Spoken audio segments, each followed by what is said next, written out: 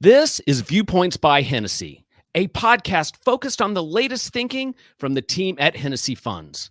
My name is Jay Coulter, and for this interview, we're joined by Bill Davis.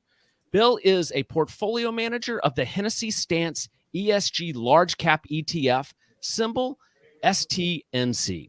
We're going to talk about his fund, but we're going to start the conversation having a talk about what's going on in the world of ESG investing today. Bill, thanks for coming on the podcast. Jay, thanks for having me. All right, so there is an ongoing debate about the effectiveness and impact of ESG investing on corporate behavior and long-term performance. In your experience, do companies with strong ESG practices generally outperform their peers in the market?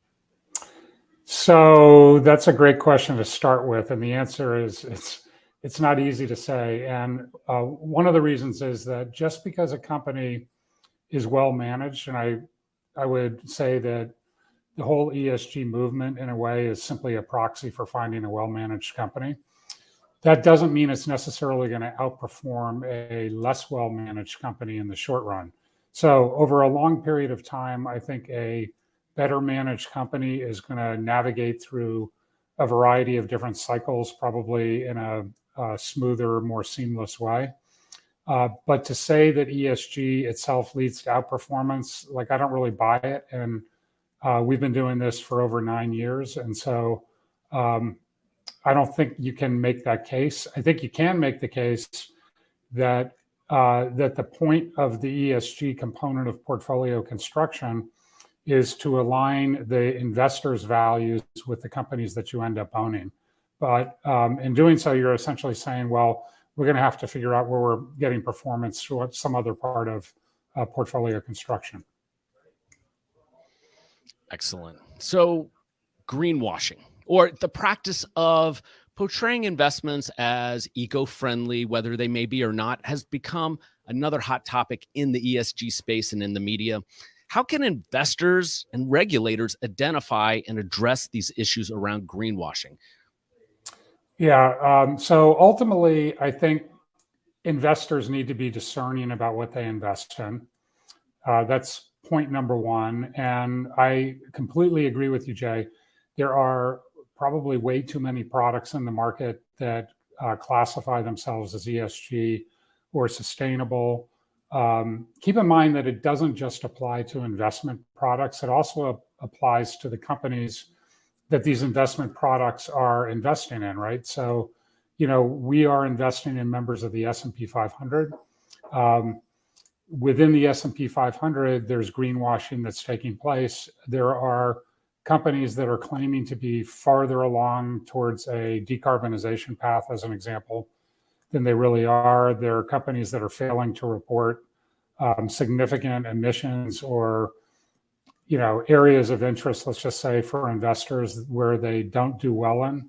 So they essentially either bury those in the back of the corporate sustainability report, or more likely they don't put it in at all. And so all of these things are taking place. It's taking place at the company level, at the investment company level. It's taking place at the individual investment product level.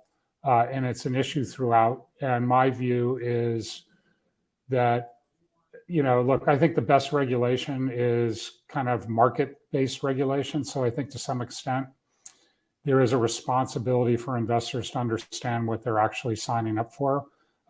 But having said that, I do think that the SEC is going to mandate climate risk disclosures on the part of, let's say, S&P 500 companies. I think the SEC is also going to begin to hold investment firms that purport to be sustainable or offering ESG products to standards akin to what is starting to happen in Europe, where there are levels of qualification for these products. It's like you can be an Article 8 or an Article 7, the higher, or an Article 9, the higher the article that you qualify for, the better. And in a sense, it's kind of it's like a good housekeeping seal, if you will, for investors that are looking at products. That's a great segue into thinking about some of the international issues around ESG, how are international policies and regulations shaping the way ESG is going to play out over the next several years? So I don't really think it's quite as much about regulations, because if you think about it, there's really no such thing as an international regulation. And I would say there aren't even really international policies. What there is I think a coalescence of thinking and, I don't know, shared interests around investing in companies that are ambitiously decarbonizing their business model. I mean, we're kind of talking about all of this like it's only about decarbonization, and I think ESG is more than that. But I would say, to your question, Jay, I think that the single biggest thing that is happening that's relevant to your question is that two NGOs, one based in the US called Ceres, full disclosure, I'm on the board of Ceres. The second, the UN Principles of Responsible Investing, which has essentially been rebranded as the PRI, formed an initiative about 4 or 5 years ago where they identified 166 companies that are responsible for something like 70% of all man-made greenhouse gas emissions. Like that's a massive number, right? And but at the same time, it also scopes the problem, because it essentially means, look, if we can't get these 166 companies to change their behavior, to think about how to reduce scope 3 emissions, to sign up for some international protocols around climate risk disclosure, reporting and things like that, then we don't really have any chance of being successful. And so that initiative has inspired 700 investment companies around the world, representing 69 trillion of investable assets. So in other words, an awful lot of money has come together, and those companies, the 700 companies, are essentially engaging with the 166 large carbon emitters in the form of investor engagement, where they're approaching them in teams, they're having conversations with board members, they're talking to management, they're doing it on a scheduled basis, and it's actually causing big companies to change their behavior. I mean, I think it was 2 summers ago that ExxonMobil faced a challenge from a startup hedge fund called Engine Number One. Engine Number One convinced a lot of big asset managers in the US to essentially delegate their proxies to them, and ultimately replace 3 board members on Exxon's board. And then just yesterday, Exxon announced a much more ambitious decarbonization plan moving forward. Now, companies saying one thing and doing another thing is kind of how like the industry rolls. So it doesn't mean that you can declare victory, but it does mean things are moving in the right direction. Let's pivot and talk about your fund for a minute. In a recent CNBC interview, I heard you describe the process that you use as a quantitative ESG shop. What does that mean? Well, it means we're an ESG shop, and it means that we're actually a quantitative and systematic in terms of how we build portfolios. I want to be clear, however, that it's very difficult to be purely systematic with ESG data because, number one, it's some of it is interpretive. Not all of it is very timely. A lot of it's inaccurate. And so I would say on the ESG front, while we score companies quantitatively, we have a rules-based approach to ESG factor assembly, which I could go into. And then on the fundamental side, everything we do is purely quantitative. We operate a multi-algorithmic machine learning program that combines long-term models with short-term models with state-based models. And in that particular instance, attempts to identify the 20% of the S&P 500 that is statistically most likely to outperform during the upcoming quarter or 3-month period. I see you smiling. Is that making sense? Yeah, absolutely. I hadn't heard that term before. Intuitively, I knew putting those two words together what it meant, but I was curious on how you frame that within your process, which that was perfect. Tell me about the people behind the ETF STNC. So my partner Kyle Balkasoon and I are the co-portfolio managers. We're surrounded by a support team. We have been the PMs on this strategy on the ETF since its inception a little more than 2 years ago. And Kyle and I have worked together for 9 years from a portfolio construction standpoint. So the team has been consistent along the way. We've added to the team as we've grown, but we haven't, nobody's left the team that, had any material relationship to investment management or portfolio construction. Okay. Now, you alluded to some of what the answer to this next question is, but let's be very specific. What is the portfolio construction process for STNC? Okay. So the first thing that we do is we identify companies that relative to their industry group peers, and that's an important thing, I'll come back to that in a second, are doing a better job of managing and mitigating off-balance sheet risks, which are environmental, social, or governance related. And I say up to 24 material risk factors because not every risk factor applies to every company or the industry group that they're a part of. So here's an example. If we're talking about an insurance company, we're not looking at their environmental footprint. But if we're talking about an industrial company, we are. So I would say in certain industry groups, the way in which we think about ESG factors is it's much more around the composition of the board, the independence of the board, the degree to which there's independence between the chairman of the board and the CEO, the management team makeup and diversity, the CEO to average worker compensation ratios, their charitable giving history, what they do to support the communities that they're in, other governance factors. So in sort of softer industry groups, if you will, those are the kinds of things that we're looking at. But when we're talking about a company that has a relationship, more of a relationship to the physical environment, then we are layering in other things as we should. And of course, the hard part in all of this, Jay, is that we have to figure out how to weight each of these factors that we might be scoring a company on. And this is important because companies are both good and bad, right? I mean, there's companies that do good things. There's companies that consistently do good things. There's companies that consistently do bad things. And I mean this in the context of the material risk factors that I alluded to.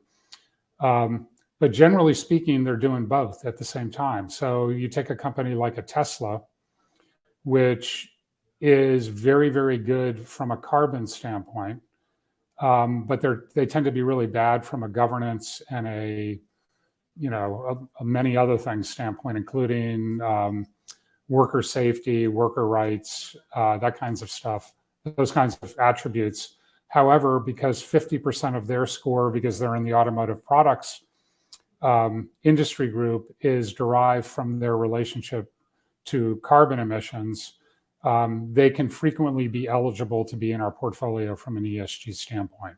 So at the end of the day, we're taking the S&P 500 and we are knocking out the worst 50% of the S&P 500. We are also knocking out categorically fossil fuel companies, weapons companies, and tobacco producers. And we score each of those, material risk factors in a quantitative way, and we think that's important. There is one thing that we're doing that is less quantitative, but it's actually super important, and that is before we do the final top 50, bottom 50 score calculation, we take data feeds from trusted third parties that are frequently nonprofit organizations, but not only. In some cases, they are corporations. In other cases, they In two cases, they're actually sovereign funds.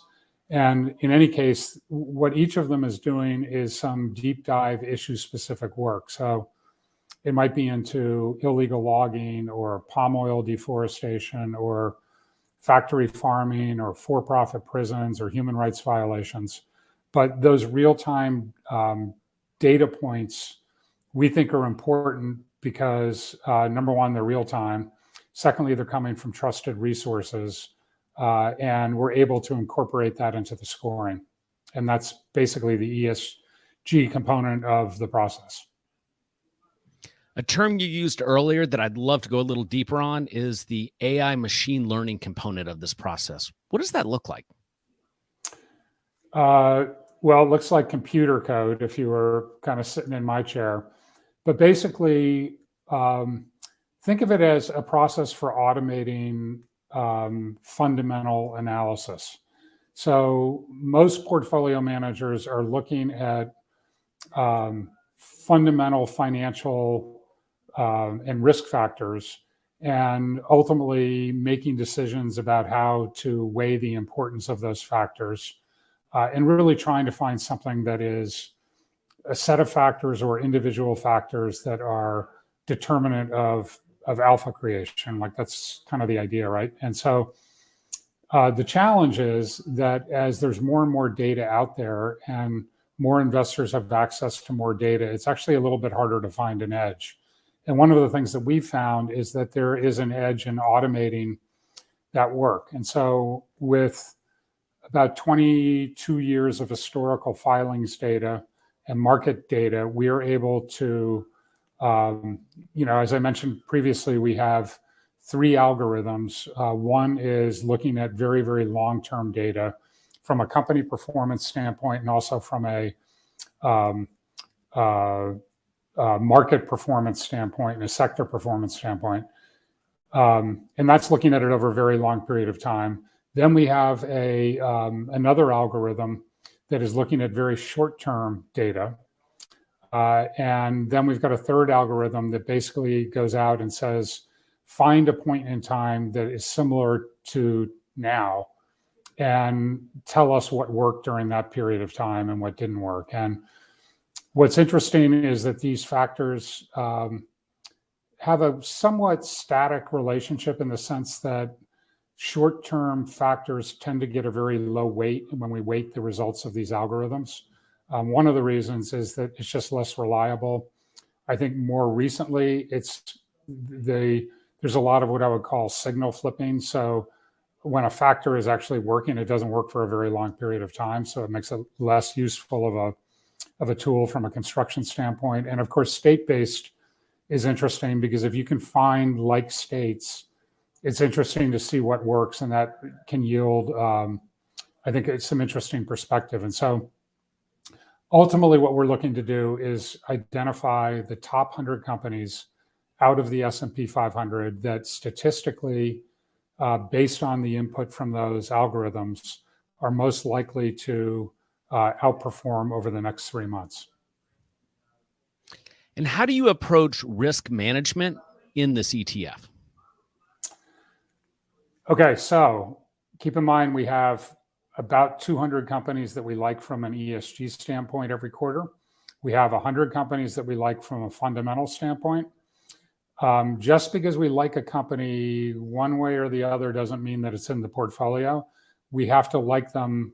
We actually have to have a dual point of view, which is that we like both of them. So essentially, once we have those two piles of companies, we push the piles together, and the overlapping securities basically ends up being the candidates for the portfolio. But then, to your point, like then what do you do? Like how do you manage risk with the names you like? And I think for many portfolio managers, the goal is to look as much like the underlying benchmark as possible. So in other words, what they do is they optimize a portfolio, or for those listeners who aren't in portfolio construction business, I mean, essentially optimizing is figuring out how to weight something.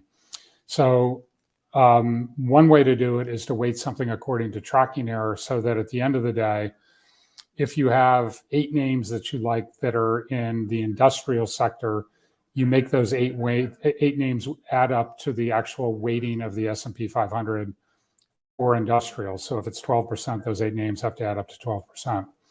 In our particular case, we don't care about tracking error. We care about diversification, and especially meaning creating as much independence in the portfolio as possible between the positions that we own.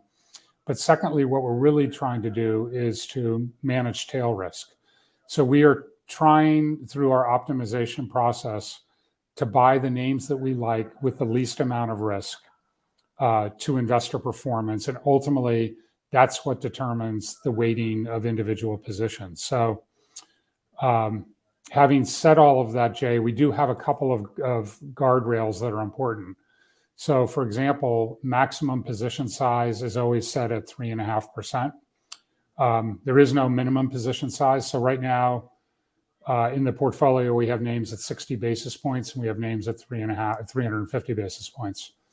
The second set of guardrails is around sector weight. So our portfolio can't be more than twice, or a sector in our portfolio can't be more than twice that of the underlying benchmark. So again, using industrials, if it's 12% of the S&P, then the most we could be is 24% of the S&P. So when I looked at the portfolio today in preparation for this interview, it looked like there is a heavy allocation. In fact, the heaviest allocation in the ETF is to healthcare. Mm-hmm. What are your thoughts on why the exposure is so heavy to that particular sector? Yeah, really, really good question. So the answer to that is because healthcare is kind of a squirrely sector of the economy. It's not really one sector. Think about everything that goes into healthcare. It's everything from, retail pharmacies like CVS and Walgreens to biotech companies to drug discovery companies, medical devices, healthcare plans. So there's all these different, even some healthcare technology companies. So one of the reasons why we like healthcare is that especially once you get kind of down cap a little bit, there's just a lot of opportunity to create outperformance in names that are perhaps less followed by analysts or, they're just not in the top 10% of the S&P 500. So I would say, that's one part of the answer. The other part of the answer is that in general, I think healthcare companies and tech companies tend to be pretty dominant within ESG portfolios. So part of that is because they tend to be younger industries. They tend to not have some environmental legacy or many of the environmental legacy problems that industrial companies might have. So in general, we tend to be overweight healthcare, and we do tend, by the way, to be underweight technology. But importantly, however we're investing, whatever our sector exposure is at any given time, we are almost always down capped from the average of the S&P 500, simply because we think that there is more opportunity to generate outperformance as we go down cap a bit. Yeah, that makes a lot of sense. Bill, let's wrap up with a lightning round. I think this would be a fun thing to do anytime that you come on Viewpoints by Hennessy. And let's set it up like this. I will give you a holding, and you give us the ESG case for that holding, and you have to limit your answer to less than 60 seconds. You can take as little time as you want, but not more than 60 seconds. Are you ready? I'm ready. Let's do it. All right. Bill, what is the ESG case for General Electric? Okay, GE. So, two things. One, GE has made a date certain commitment to reduce all carbon emissions, including scope 3 on sold product, which is a pretty big commitment. And now it's also out in time a little bit. It's 2050. But the other, I think, reason is that GE is just so critical to the future of energy. I think 1/3 of all energy generation globally has GE technology in it. And so the fact that you've got a big player that's made a commitment to be more sustainable creates, I think, an important ESG story right there. What is the ESG case for Trane Technologies? A bit of the same kind of a story. I mean, relative to their industry group peers, Train has been out in front in terms of making sustainable investments and sustainability commitments. And they did it very early. So I think it's an important part of the culture at Train. And I also think if you just think about decarbonizing the built environment, I mean, Train's going to be right at the center of that. So as more efficient HVAC equipment comes online, they're going to be kind of a major beneficiary of that. What is the ESG case for Las Vegas Sands? So that's a good one because not every ESG manager would own a company that actually has exposure to gambling. We, while we do have, hard-coded exclusions like weapons and tobacco and so forth, we have never had a hard-coded exclusion around gambling. And Las Vegas Sands is a very good operator. They're in the top 50%. It's not even close. They're actually pretty far up in their industry group around hotel management. By the way, Marriott is also good in this regard from an ESG standpoint. And I think that they've been very responsible around how they've kind of like navigated the gambling waters. And so we actually think they're a pretty good name. Lastly, what is the ESG case for Home Depot? So this is kind of an interesting one because there isn't really a great ESG case at Home Depot. They just have to be in the top 50%, and it turns out that they are. So that there's nothing that they do that's exceptionally well. It just happens to be they're in the top 50%. And that's part of our unemotional approach to investing. If you qualify, you're in. If you don't qualify, you're out, even though there are times when we own things that, speaking personally, I probably wouldn't want to own if I was just, if we weren't systematic managers. Excellent. Bill, I appreciate you taking the time to come on this interview for Viewpoints by Hennessy. Viewers and listeners, to learn more about the funds at Hennessy, please visit HennessyFunds.com. That is HennessyFunds.com.